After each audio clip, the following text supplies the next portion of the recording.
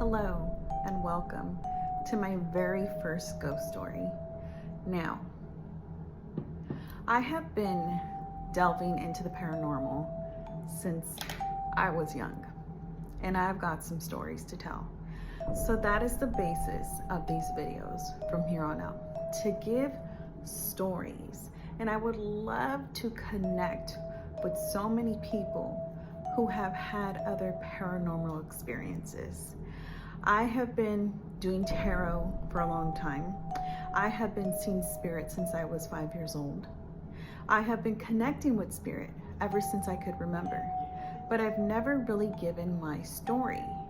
And if you see me looking down at any point in time, it's simply because I want to get this story as accurate as possible, okay? I did type it out because I'm like, I did not want to lose my train of thought when it came to me telling my story. So let's begin. My very first story, as you've seen from the title, is called The Hooded Man. Now, this story takes place in Culver City, California. Yeah, you wouldn't think it would happen there, but it did. At least I didn't, right? So, my brother had just moved out, and this was his very first apartment. And the whole family was going there, okay? They were doing the whole, the housewarming thing. I live in Ontario, California. To give you, an idea, that's about an hour away. So it's not so easy for me to commute out there to see my brother's apartment because the rest of my family lives out there. But I decided that I was going to make time one weekend and I was going to go down there. Now let me give you some context. During this time, I was in the tarot game really heavy, okay? I was doing my thing. I was on it. And I had never felt more witchier, more powerful. I mean, I was on the pulse, okay? So I decided I didn't have any readings booked. I didn't have, anything much of going on. I'm gonna go ahead and go see my brother. Now, I had got him some housewarming gifts. Of course, they were witchy. Fix this hair here. Of course, they were witchy. And I decided, I was like, oh my God, I'm excited to see him. I'm excited to see his apartment because they were saying nothing but cool things about it. I get there and the outside is just so calming. It's in a very nice area. Mind you, my brother moved into his first apartment complex, okay? It's in a very nice area, very peaceful. I would say there's a lot of people with money, should I say, that live there, okay? So, I go there, and as soon as I knock on the door, my brother answers, and as soon as I step in, I feel I got hit with a wave of just this energy, and I couldn't explain it. I've never felt like this around my brother. Never, I don't know. I don't think he was doing anything crazy because my brother's not one to delve into the spirit realm like that, aka the Ouija board. I don't think any of this was going on. But as soon as I walked in, I felt like I was drowning. I felt as if I could not breathe, okay? So my brother's showing me around and I can't shake the feeling. I just can't shake it. I'm like, there is something wrong here. I don't know what it is. So mid-sentence, I cut my brother off. I'm like, Chris, it's my brother's name. There's something wrong here. I don't know what it is, but I just don't feel good. And he goes, oh yeah, like very casually, okay? He goes, there's a cemetery right out the door, right out the window, right? So if you step out onto my brother's patio, the cemetery is just right there.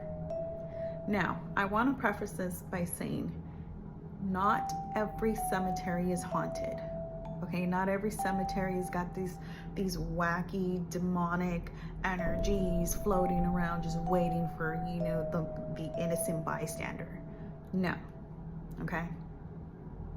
But in this situation, there was something going on. So that's when I was like, oh, okay, something's making sense. Maybe where I'm at spiritually, maybe I'm picking up on all these spirits. Maybe somebody or something wants to communicate. Maybe that's what it is. So he goes on to show me his apartment, and I'm just like, I can't concentrate. I can't breathe.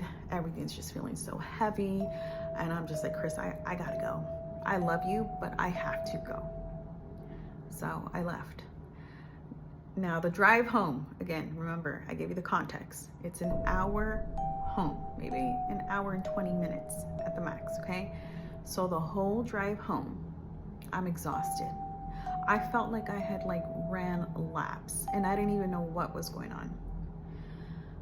I get home and I tell my kids, I'm like, I'm just gonna go to bed. I'm so beat. I just wanna go to sleep. And mind you, it was like literally only 9 p.m. That's early for me. I don't go to bed that early, okay? And so, boom, fall asleep in the dream state right away. That never happens either. I'm in the dream state right away. And everything's black and white. I see something coming towards me. And all I can see is that it's a man. I know that it's a man. I feel that it's a man. And he has this hood. It's like a robe, but with a hood. And mind you, we're in black and white. And he's coming towards me. I can't see his face. The face is all black. But he's coming towards me. And somehow I'm laying down on this thing. I don't even know what it was. I just remember seeing the tile. It looked like it was made of stone. I remember seeing a door, like a wooden, like a you know, one of those Renaissance wooden doors. I remember seeing those. And he grabs my two hands and he now begins to try to tie my hands with this thick rope. And I'm screaming and fighting him, screaming like, let me go. You know, like, and he won't let me go. And I still can't see his face. Even though he's within proximity, I cannot see his face. All I can just concentrate on is that he's trying to bind my hands together. And I'm screaming and screaming. And then finally he releases me. And I come out of the dream. Boom. I'm like looking around like, oh my God, I just had this like horrendous nightmare. I don't know what that was. And I look into my hallway. That hooded man is standing in my hallway, staring at me. Again, no face, you just see the black. He's staring at me. And it's the feeling I got was like, yeah, you witch. You know, I'm a Bruja, all right? But I got that strong feeling. Now, again, back to the context. How did that spirit, or that entity for that matter, follow me from Culver City, California to Ontario, California? That is an hour and 20 minutes, okay? That is quite a distance. That was one of the creepiest nights of my life, okay?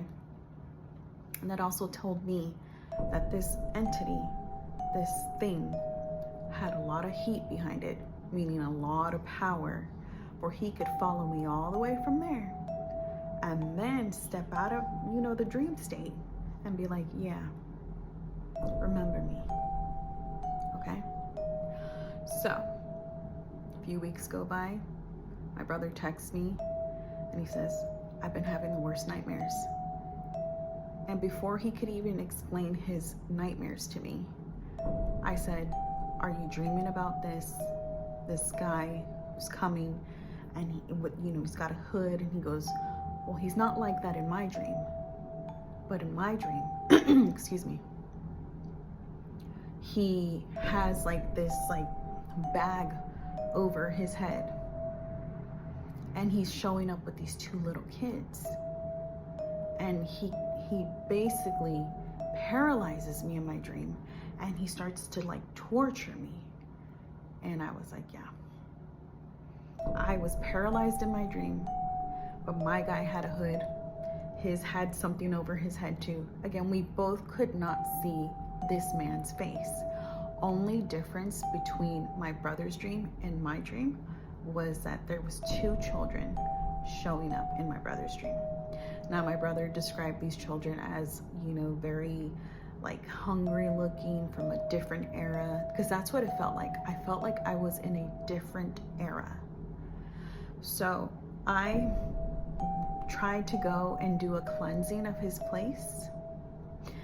I tried, I like to utilize certain things when I do a house cleansing.